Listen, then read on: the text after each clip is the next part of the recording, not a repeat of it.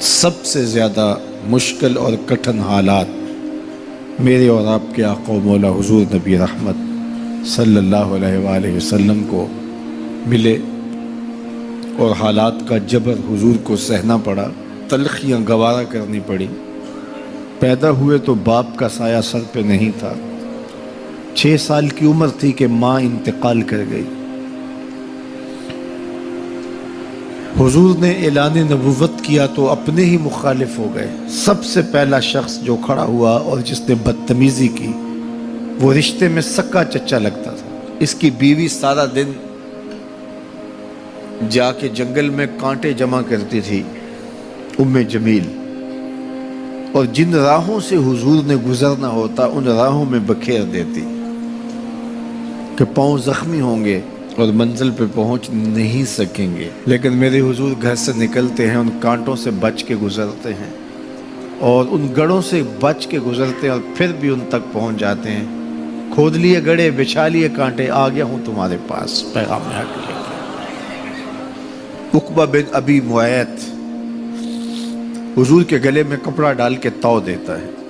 حضور کے گھر کے سامنے کوڑا پھینک جاتے ہیں، اجنیاں حضور علیہ السلام کے بدن میں حالت سجدہ میں ڈال دی جاتی ہیں۔ اور یہ وہی ایام ہیں کہ حضور کا شفیق چچا کفار کی ریشہ دوانیاں بڑھتی ہیں تو بولتے ہیں کل ما اجبتا،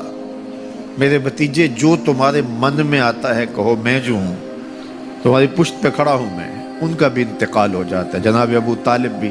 انتقال کر جاتے ہیں۔ ایک ایسی ہستی جو حضور پہ جان نچھاور کرتی ہیں اور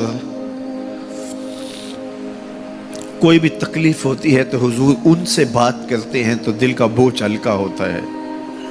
وہ ہے زوجہ رسول سیدہ خدیجۃ الکبریٰ رضی اللہ تعالی عنہا۔ نزول وحی کے بعد جب حضور کی طبیعت پر ایک گرانی آتی ہے تو وہ خدیجۃ الکبریٰ ہی تھی جو کہتی ہیں کہ کلا واللہ ما یخزیک اللہ ابدا، حضور آپ پریشان نہیں ہوں، آپ کا رب آپ کو کبھی بھی تنہا نہیں چھوڑے گا اور آپ کو پریشان نہیں ہونے دے گا، اس لیے کہ آپ دکھیوں کے کام آتے ہیں، ضرورت مندوں کی ضرورتیں پوری کرتے ہیں، اور جن کا کوئی کمانے والا نہیں آپ اس کی مدد کے لیے کھڑے ہوتے ہیں، یتیموں کا سہارا ہیں اور بیواؤں کا آسرا ہیں، آپ کا رب آپ کو کبھی بھی پریشان نہیں ہونے دے گا۔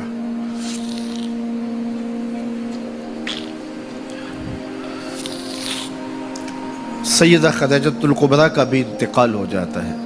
جو ہر مشکل وقت میں ڈھارس بندھاتی تھی، پشت پہ سایہ بن کے نگہبانی کا فریضہ انجام دینے والے چچا بھی انتقال کر جاتے ہیں۔ عقبہ بن ابی معیط کی بدتمیزیاں بڑھ جاتی ہیں، راہوں میں کانٹے بچھتے چلے جاتے ہیں، گڑھے کھودے چلے جاتے ہیں، ادھر حضور کے غلاموں کو پکڑ کے چوراہوں میں لٹا کر کے کوڑے مارے جاتے ہیں، چکیاں پسوائی جاتی ہیں۔ حضور گزرتے ہیں تو عمار ابن یاسر کے خاندان کے ساتھ تکلیفوں کے پہاڑ ٹوٹے ہوئے ہیں۔ حضرت سمیہ رضی اللہ تعالی عنہا جو حضرت عمار ابن یاسر کی والدہ ہیں، ان کو مکے کے ایک چوک کے اندر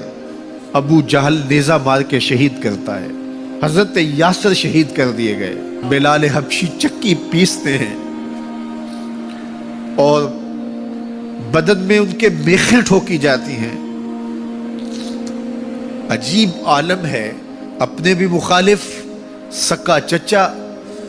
راستہ روک کے کھڑے ہو جاتا ہے، اوجریاں پھینکی جاتی ہیں، کانٹے بکھیرے جاتے ہیں۔ طائف گئے تو ان کا رویہ اتنا شرمناک اور اتنا دردناک تھا کہ اس کی تلخیاں بھولتی نہیں ہیں۔ اللہ کے محبوب ایک دن حرم میں آئے اور وہیں ام ہانی کے گھر جو حرم کے بالکل قریب تھا رک گئے۔ فرماتے آنا بین النوم والیقظہ، میں نہ تو ابھی سویا تھا نہ ابھی جاگ رہا تھا، میری درمیانی کیفیت تھی۔ تو فرماتے ہیں کہ میں اپنی چچا زاد بہن ام ہانی کے گھر میں تھا کہ جبریل براق لے کے آ گئے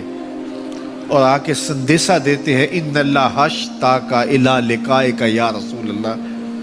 محبوب زمانے کے دکھوں نے آپ کو گھیر لیا ہے اور تکلیفیں حد سے تجاوز کر گئی ہیں۔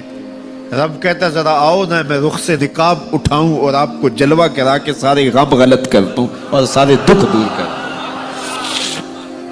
تکلیفیں حد سے بڑھیں، اذیتیں زیادہ ہوئیں، تو مالک نے کہا محبوب وہ منظر بھی دیکھے کہ طائف کے بازاروں میں لوگ پتھر لیے کھڑے تھے، اب وہ منظر بھی دیکھو، رضوان جنت کے پھول لیے کھڑے ہوں گے، فرشتے قطاروں میں منتظر ہوں گے، وہ پتھر لیے کھڑے ہوں گے، یہ پھولوں کی کلیاں لیے جنت کی حوریں کھڑی ہوں گی۔ تو حضور کے استقبال کی تیاریاں ہیں، جبریل براق لے کے حضور کی خدمت میں